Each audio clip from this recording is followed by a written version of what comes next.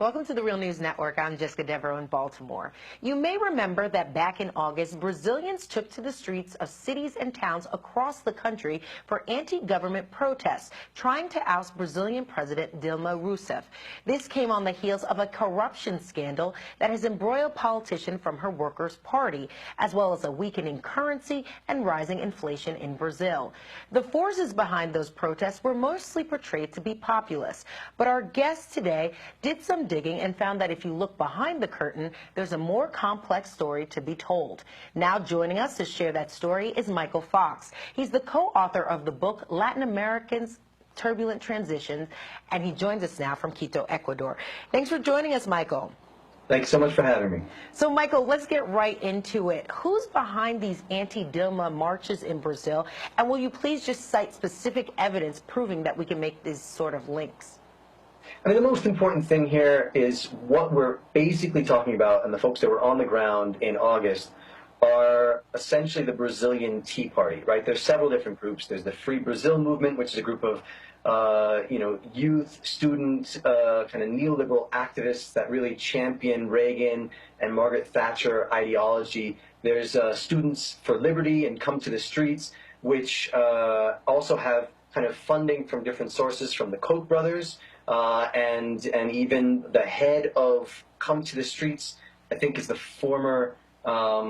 He receives financing from the Sturdy Foundation and is also like the head of Ambev. So it's a major corporation we're talking about here.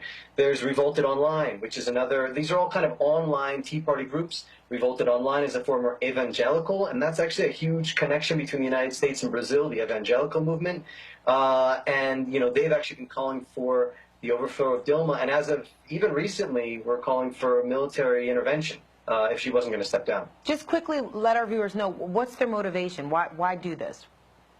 Obviously things in Brazil aren't good right now. The economy is kind of faltering. The real compared to the dollar is increasing. It's inflating. But really what we're talking about are 12 years of Workers' Party poverty alleviation programs, and this is the flip side of what they actually want. So they're really out against the PT, they're out against Dilma, the President Dilma. What's interesting, however, is that when these marches happened in August, they're actually much smaller than the marches that happened in March. Okay, but just give us a sense of what's motivating, like the Koch brothers, for example. Why do they want Dilma out? I mean, it's the same things that were happening in the United States, right? We're looking at what are they're trying to push free market policies. They're trying to push. We don't want the big government. It's the same thing that we're talking about in the U.S. The folks are really talking about Brazil. These are some of the connections that are really, really strong. And on the flip side, what you had after these marches were taking place, just 4 or 5 days later, you had nearly 1 million people out in the streets in pro-government marches.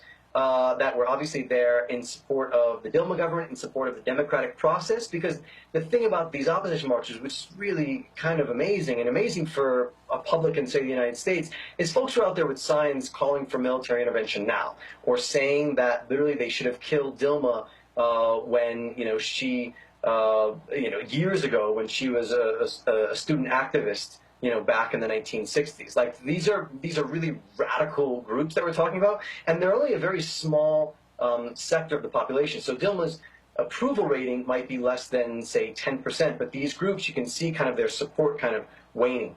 All right, let's talk about Dilma and the Workers' Party. Considering we have this corruption scandal, you just mentioned her approval ratings being quite low. What is the Workers' Party now trying to do? What sort of strategy do they have in hand to try to regain the trust of the Brazilian people? So obviously the Workers' Party, there's just to go into a little bit, this corruption scandal that's been happening for about 1.5 years. There's been several different people that have been tagged into that. Around 50 individuals that are involved in this corruption scandal, which had to do with Petrobras, which is a state-owned oil company. So obviously the government has, they've got investigations going on against these things. They've taken several steps within the company to create checks and balances and to suspend some contracts with other companies, because this was basically a money laundering or not vote buying, but contract getting corruption scandal. So there have been several steps taken on that front. What is interesting, however, is the fact that the Workers' Party is one of several different parties that are actually involved in this scandal. And if you look at it, it's only about a fifth of the members a fifth of those people that have been tagged for their involvement in this corruption scandal are members of the Workers' Party. There's also about the same amount in the PMDB, which is the more conservative sector, and then there's also the more conservative progressive party that has the majority of the people that are actually being tagged for their involvement in this. But in the media, really, what you see is everyone's talking about the Workers' Party. They're really trying to link President Dilma, who hasn't been linked yet, or the former President Lula into the scandal. All right, but this scandal at the end of the day did happen, and Dilma and her party, they're suffering, their credibility suffering. But do you see, just as someone who's observing all of this, do you see what Dilma is putting in place in these investigations that are happening really getting to the heart of the matter, that these types of scandals won't be happening again in Brazil? Essentially, what structural changes need to take place in order for there to be a real policy shift in Brazil so that it's representing the interests of everyday people? I think this is actually a really important question, because we need to look at historically corruption in Brazil. You know, the Workers' Party kind of came in saying we want to eliminate corruption, and this is well before even it won on the national level. But corruption is endemic within Brazilian society, and obviously some of the mistakes that were made is coming in, and then that was kind of business as usual, and they kind of joined along with that. At the same time, this is the way it's been done for a long time. Many people are talking about the need for political reform. They're talking about the need for electoral reform, and several other reforms. But this is really, really deep. I mean, even the head, the main presidential figure in the last round of elections with Dilma, Aécio Neves, in the PSDB party, which is the more conservative party, he was tagged for his own corruption scandal. The head of the lower house, which was the Eduardo Cunha, who's with the PMDB, and he is within the ruling coalition.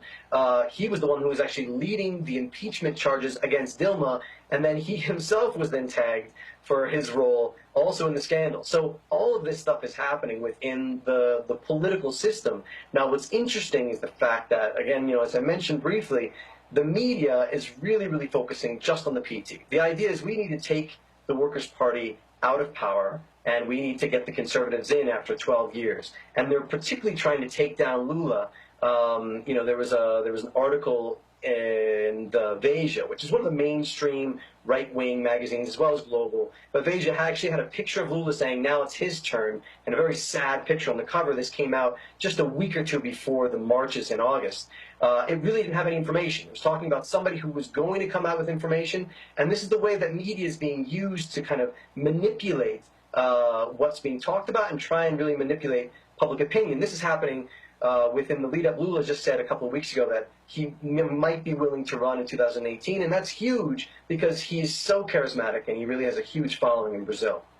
All right, Michael Fox joining us from Quito, Ecuador. Thank you so much for being with us. Thanks for having me. And thank you for joining us on the Real News Network.